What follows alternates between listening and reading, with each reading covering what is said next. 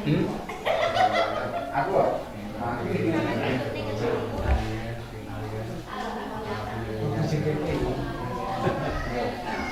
Lek.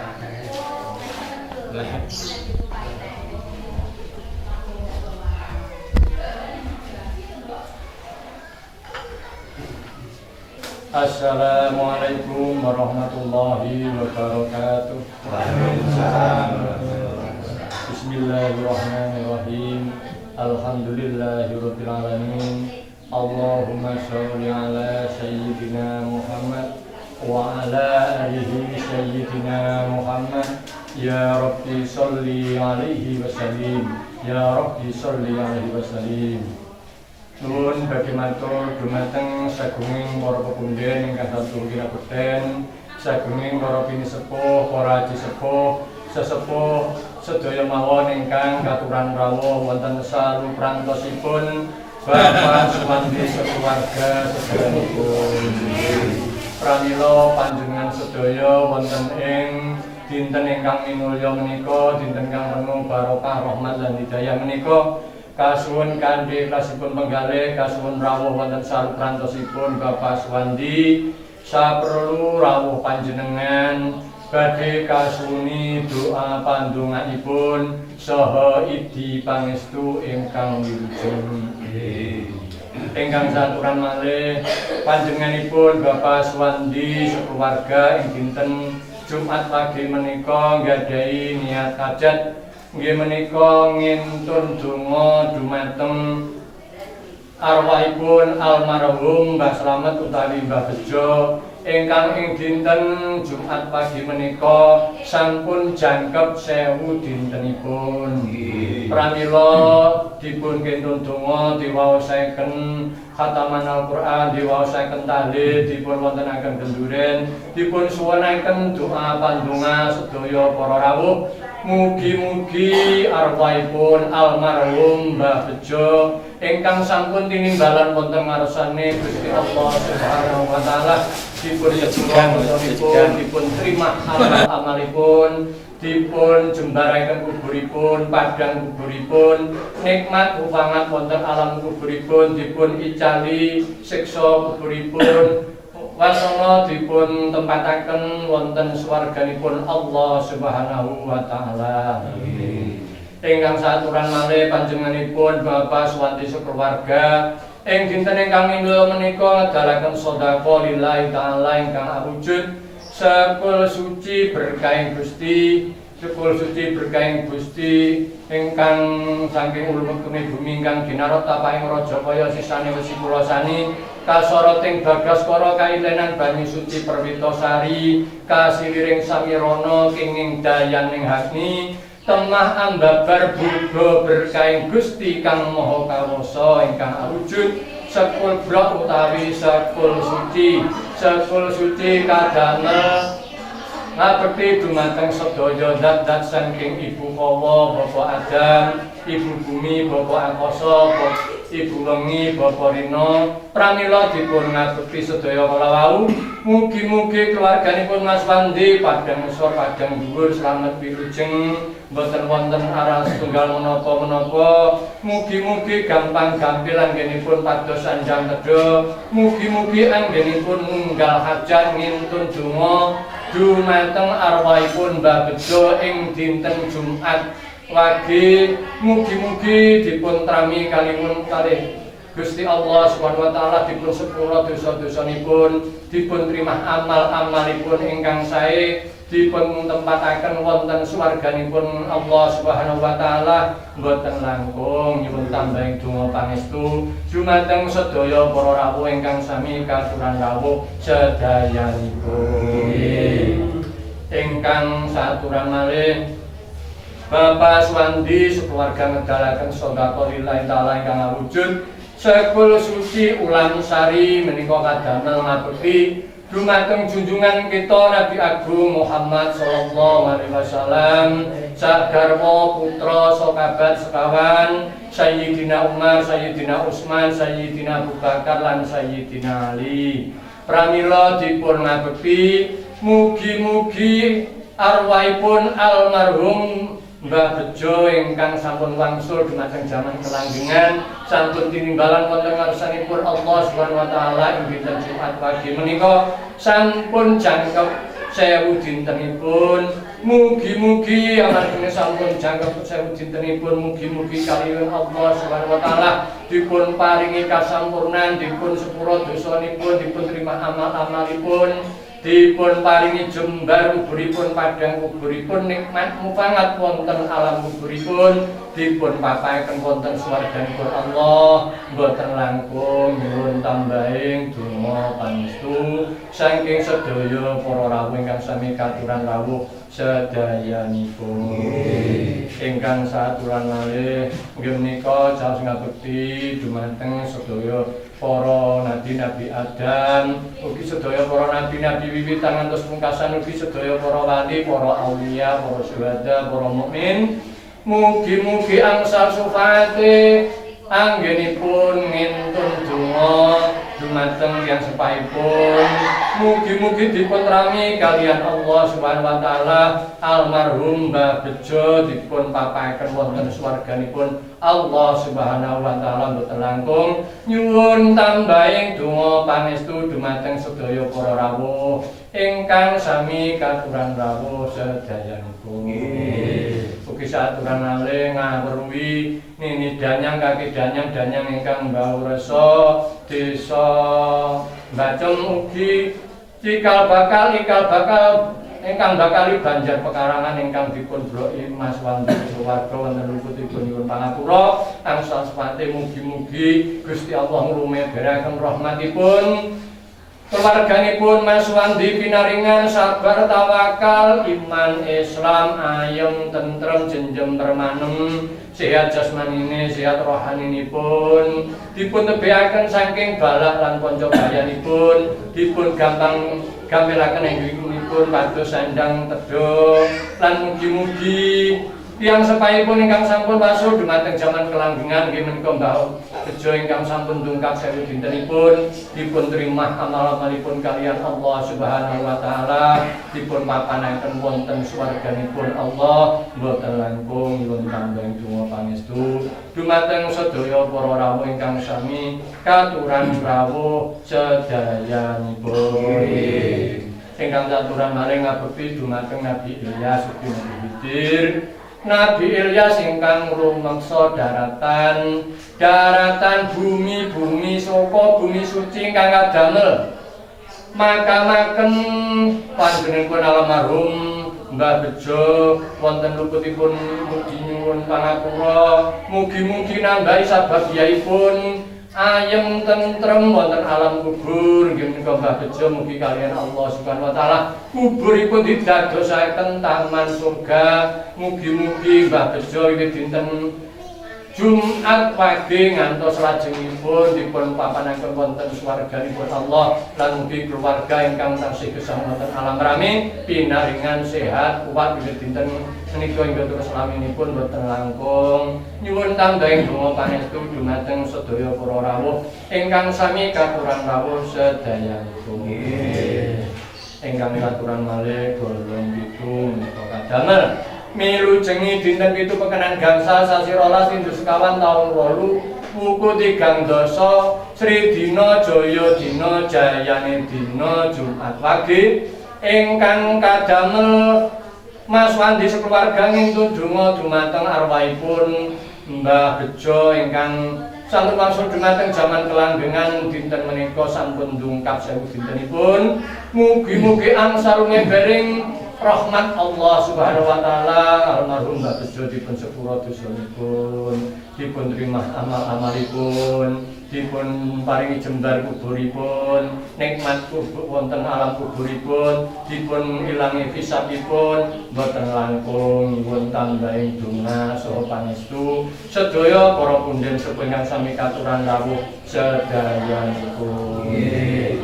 Ingkang saturan malih panjenenganipun Mas Wandi keluarga ngedalaken sedekah lillahi taala ingkang awujud apa matur kadamel ngintun donga dumateng arwahipun Mbah Bejo ugi ngintun donga waosan khotaman Al-Qur'an ugi tahlil mugi-mugi dipun rami kaliyan Allah Subhanahu wa ta'ala saged mayungi ngayomi wonten padang mahsyar wonten alam kubur wasana wonten alam kubur swargi Mbah Bejo ayem tentrem tansah nikmat mufangan wonten dipun aken umatipun junjungan kita Nabi Agung Muhammad sallallahu alaihi wasallam boten langkung sun tambah dina pangestu dumateng sedaya para pemimpin ingkang sami katuran kawula sedaya.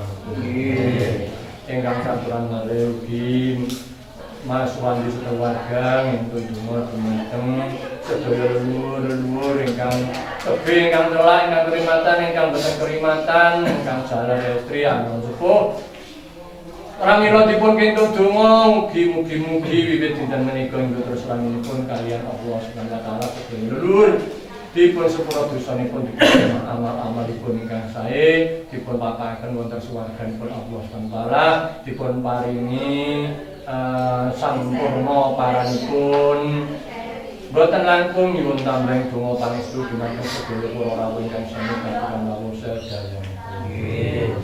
Ugi saturan malih pisang ayu menika ngabekti dumateng Nabi Adam, Nabi Yesus, malaikat Hasyim ingkang tansah junjung rezeki. Ugi Dewi Siti Fatimah panutanipun tiyang setri mugi-mugi keluarganipun Mas Wandi sekeluarga wiwit dinten menika hingga terus laminipun tansah pinaringan rahayu wilujeng kuat selamat sehat walafiat gampang gampil anggenipun matos sanjang tejo dipun tebihaken saking bebaya dipun tebihaken saking penyakit dipun tebihaken saking aral nyuwun boten langkung nyuwun tambahing donga pangestu dumateng sedaya para rawuh ingkang sami katuran rawuh sedayanipun.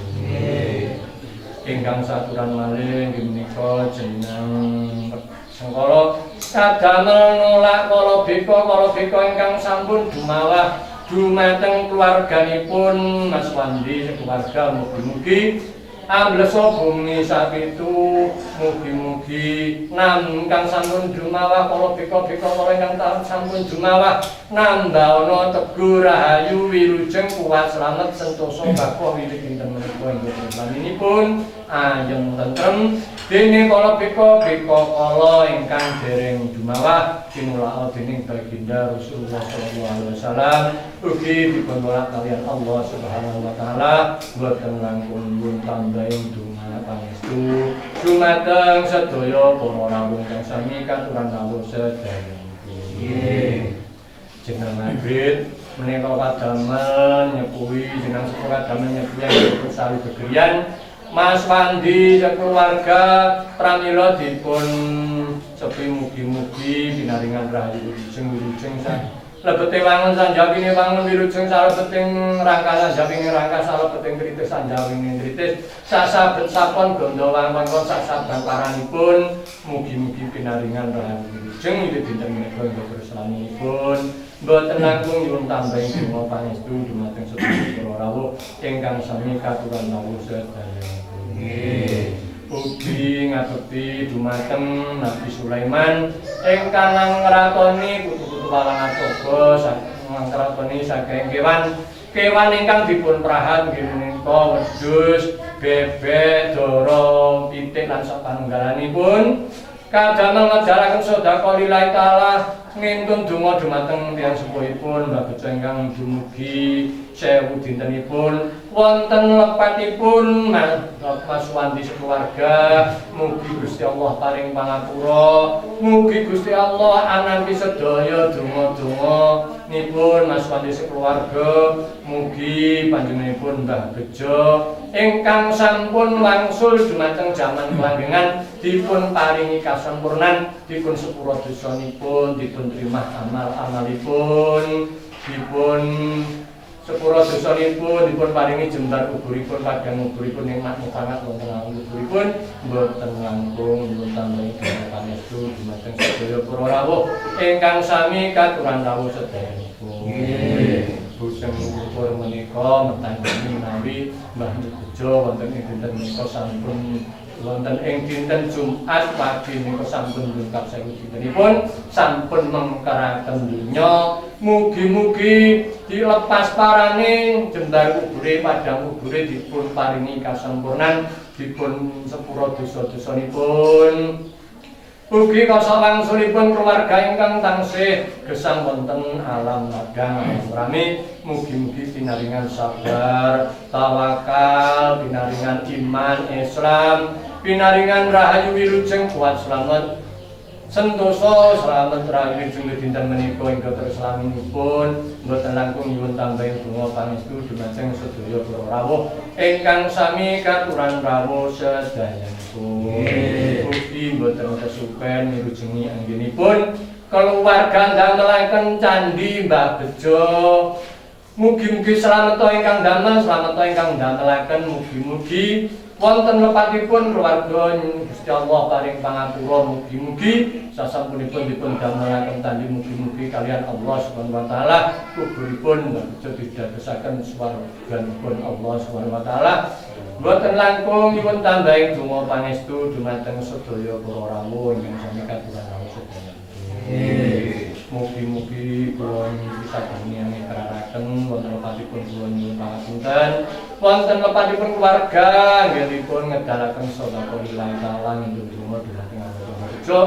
Mugi-mugi angsal panapura mugi-mugi dipun kabulaken sedaya niat kajalipun keluarga mboten langkung nyuwun tambahi donga pangestu dumateng sedaya para pepundhen sepuh ingkang sami katuran rawuh sedayanipun. Kula akhiri wonten pangapunten kula akhiri dina siratal mustaqim.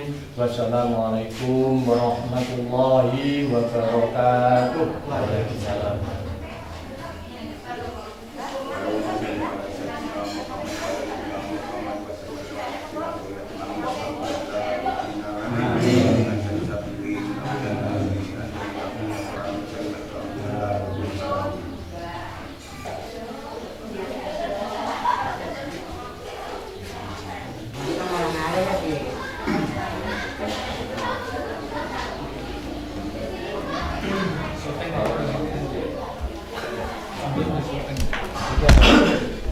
Niki karek tigone kliwatan wak niki dari tengok.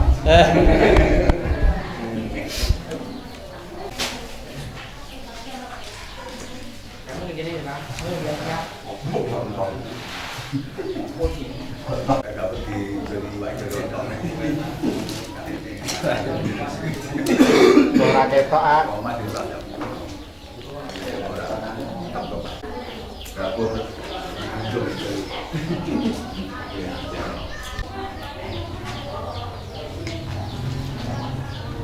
Aku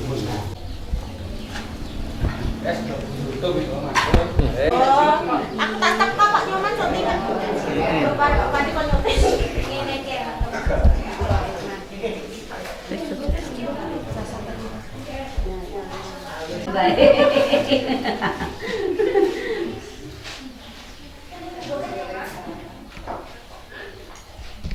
Dun. Dadan. Ngono nat.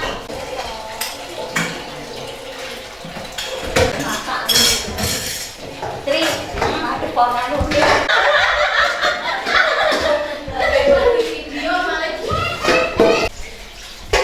Di YouTube loh nih.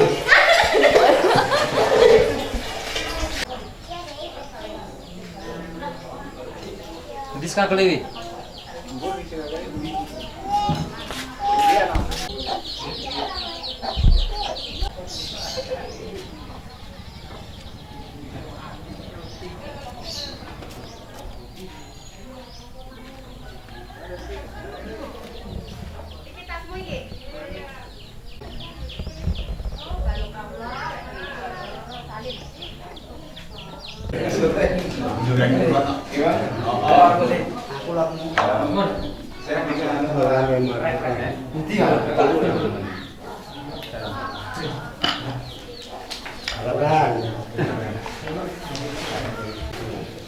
Kenapa kebijakan ini?